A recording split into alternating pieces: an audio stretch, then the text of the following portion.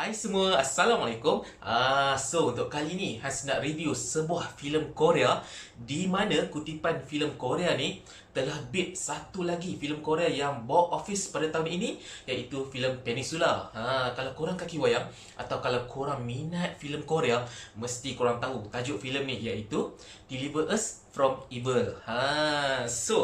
Terima kasih banyak-banyak kepada TGV Pictures sebab sudi belanja Hans, sudi jemput Hans untuk menonton tayangan filem Deliver Us from Evil ni tadi, iaitu pada 14 September 2020 dekat TGV One Utama. Filem ni memang sangat seronok, sangat berbaloi. Bukannya sebab dapat tiket free ke apa. Kalau kata keluarkan duit untuk beli tiket pun sangat-sangat berbaloi. So memang tak pelik lah filem ni box office dekat sana dan mengalahkan filem Peninsula sebab storyline dia cantik, aksi koreografi dia cantik dan macam-macam lagi yang cantik. Tapi sebelum tu kita tengok sikit lah info tentang filem Deliver Us from Evil ni. Filem ni adalah filem bergaya aksi dan juga jenayah yang berdurasi selama 108 minit. Dan pengedar untuk filem ni di Malaysia ialah TGV Pictures. Dan mari kita tengok sikit sinopsis filem ni. Filem ni sebenarnya dia mengisahkan tentang seorang pembunuh bersiri yang bernama Inam. Inam ni orang kata something yang dia macam ada kontrak lah dengan dia punya siapa yang mengupah dia ni. Kira orang kata dia sebenarnya dia macam nak cuci tangan lah. Bila dia nak cuci tangan, dia punya siapa yang ni hire dia ni kata, kau boleh cuci tangan something macam tu, tapi kau kena selesaikan satu tugasan ni. Tapi tugasan ni boleh kata pembunuh upah yang lain memang tak berani nak ambil sebab misi terakhir dia ni untuk membunuh seorang something yang macam gangster atau kongsi gelap yang gila-gila power dekat Jepun. Lupa nama dia apa. Jadi si Inam ni ambil keputusan dia tak kisah pun sebab dia malas dah, macam memang tak nak terlibat dalam bidang pembunuh upahan ni. So dia pun terima job tu dan dia pun bunuh lah si kongsi gelap ni lah. So bila bunuh dan tiba-tiba datang abang, tak silap Hans, abang dia lah, abang kepada yang si mati ni yang bernama Ray.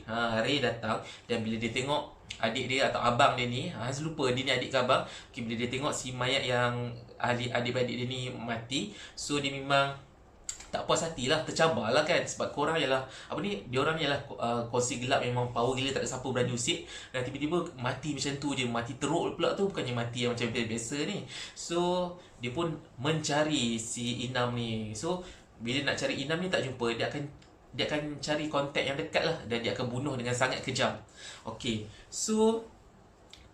Inam ni pun sebenarnya dia ada macam something yang macam orang kata anak dengan seorang perempuan ni. Perempuan ni macam kekasih dia macam tu lah. Jadi bila dia dapat tahu yang macam anak dia ni diculik dan isteri dia pun mati, dibunuh. So di Thailand, isteri dengan kekasih dia dengan anak dia ni tinggal di Thailand. So bila dia dapat tahu situasi tu, dia pun pergilah ke Bangkok untuk menyelamatkan anak dia lah daripada jadi mangsa culik, daripada jadi mangsa bunuh. So dekat situlah orang kata Inam ni, si pembunuh upahan ni, watak utama dalam ni, selain daripada mencari anak dia tu, dia juga menjadi buruan Ray dekat Bangkok lah, di mana memang filem ni memang penuh dengan aksi, penuh dengan orang kata unsur-unsur kekejaman. So memang ngeri sikit. So itu antara sinopsis dia lah, yang mana kalau korang nak tahu lebih lanjut, korang boleh tengok lah nanti. Jadi kita tengok sikit lah pelakon-pelakon dia. So senaraikan kat sini 5 pelakon yang penting dalam filem ni, iaitu pertama ialah Wang Junming yang memegang watak sebagai Inam lah, pembunuh upahan. So yang seterusnya ialah pelakon Lee Jun-jae yang memegang watak sebagai Ray. Ini adalah watak antagonis yang sangat-sangat gila dalam filem ni.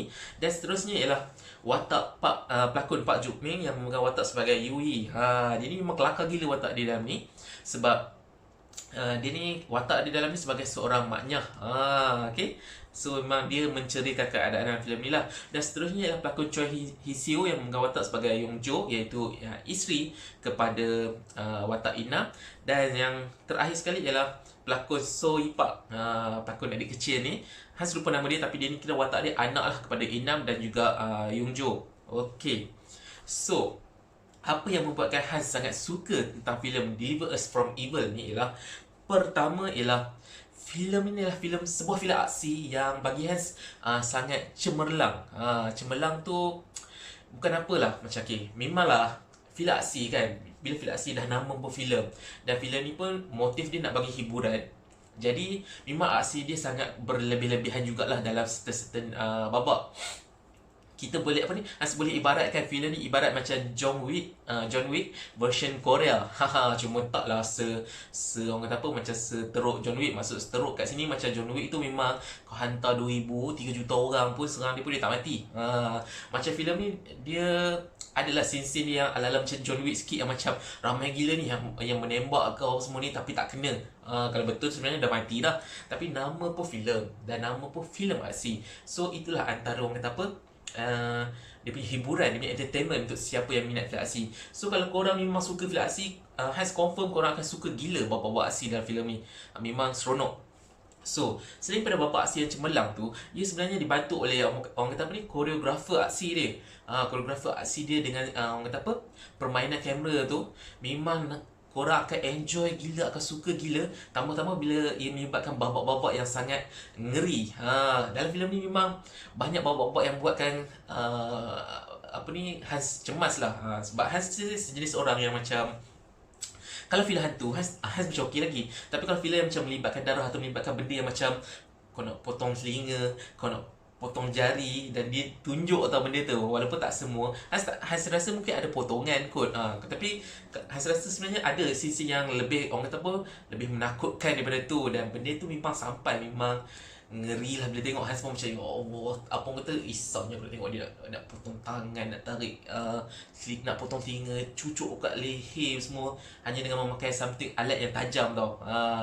So selain daripada itu juga, Hans suka filem Deliver Us From Evil ni dari sudut yang Hans cakap koreografer aksi tu. Sebab selalunya macam kalau kata filem Hollywood ke, atau banyaklah sama ada filem Bollywood atau filem Korea sendiri pun, kalau sebelum ni tentang contoh bila aksi yang macam tembak menembak, dia macam akan ada momen tau, macam dia nak tembak orang tu, mungkin orang tu macam, oh tu jangan tembak ke apa tak, kan.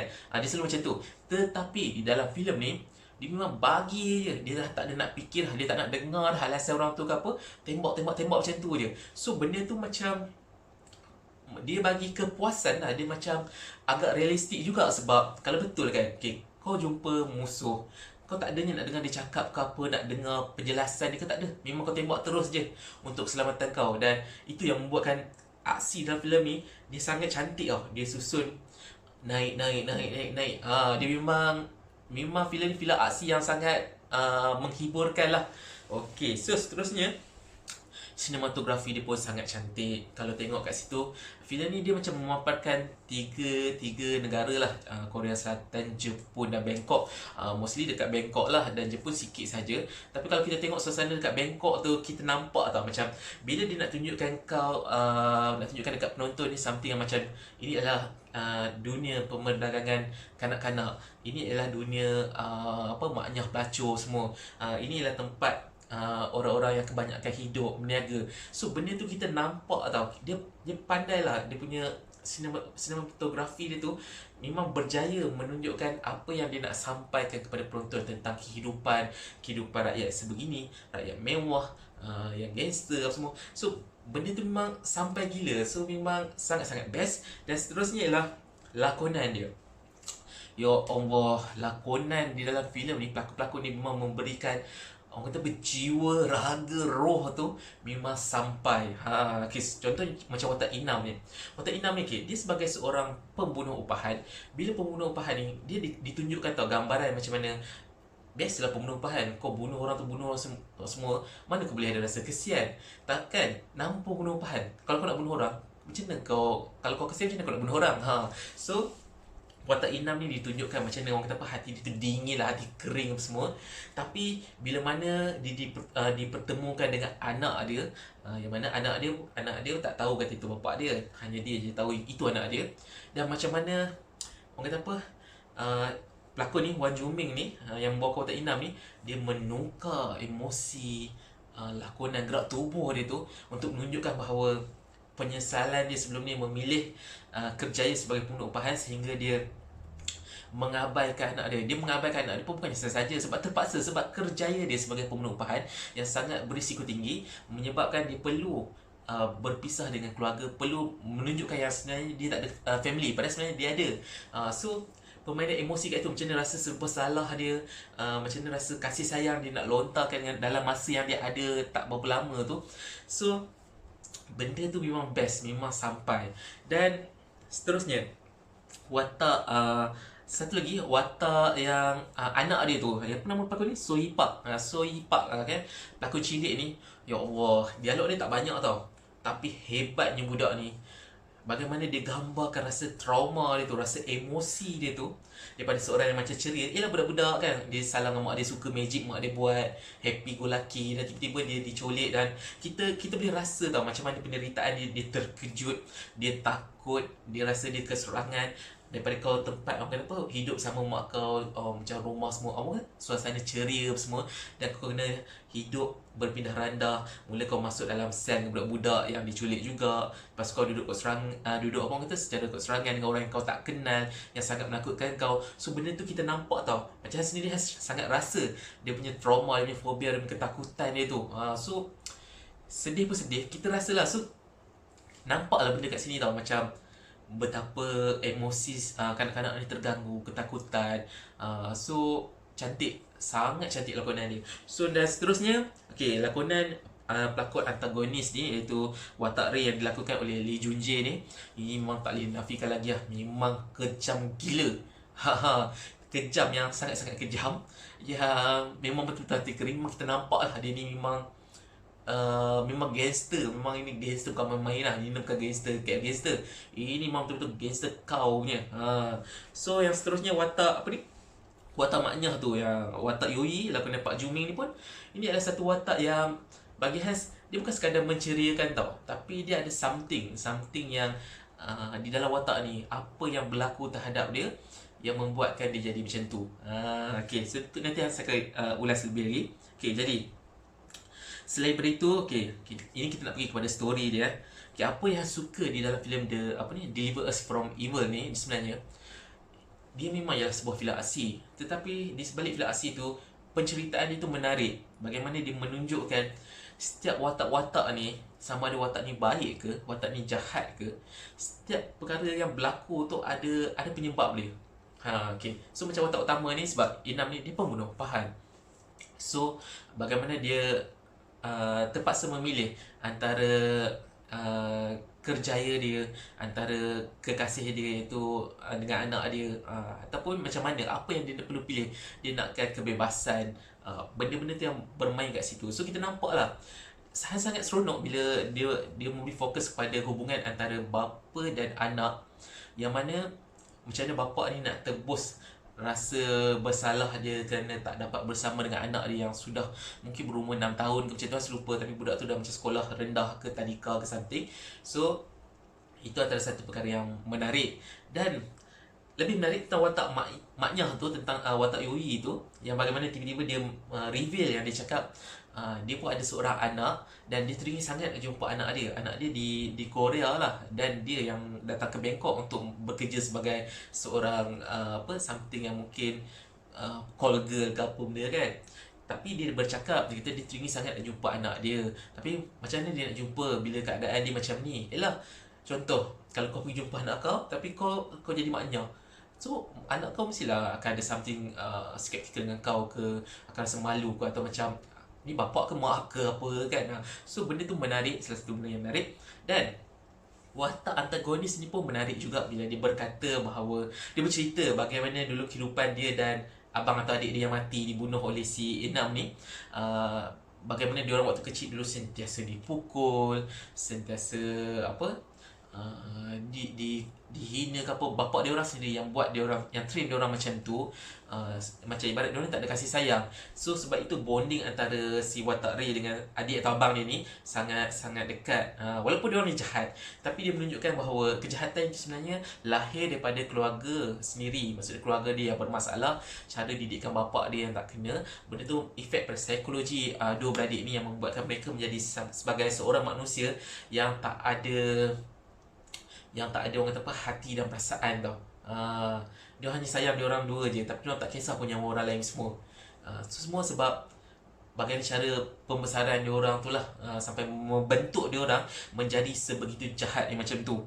Okay. Selain pada itu juga, kisah ni pun dia menunjukkan tentang watak pekerja pembunuh upahan itu sendiri, yang sebenarnya walaupun orang kata apa, dibayar lumayan ke apa, tapi kebebasan tu tak ada, sentiasa berada dalam ketakutan. Dan bagaimana dia memaparkan kisah tentang pemerdagangan kanak-kanak ni lah, traffic child apa benda ni. Walaupun apa orang kata, scene tu singkat, tapi dia sampai macam mana kita tengok budak tu ditunjukkan lah, macam ada yang dibedah, ada yang macam tak cukup makan semua. Benda tu memang kita nampak dan kita boleh fikir sendiri macam mana ada manusia yang tergamak buat pekerjaan macam tu, dengan apa, mengambil kesempatan dengan mencolik budak-budak yang tak tahu apa-apa ni, budak-budak kecil yang lemah yang tak boleh berlawan, dijual begitu untuk mendapatkan duit. Di mana perginya hati kemanusiaan manusia tu. So sangat seronok lah kalau kita tengok daripada nilai-nilai yang ada dalam filem ni yang cuba dipaparkan.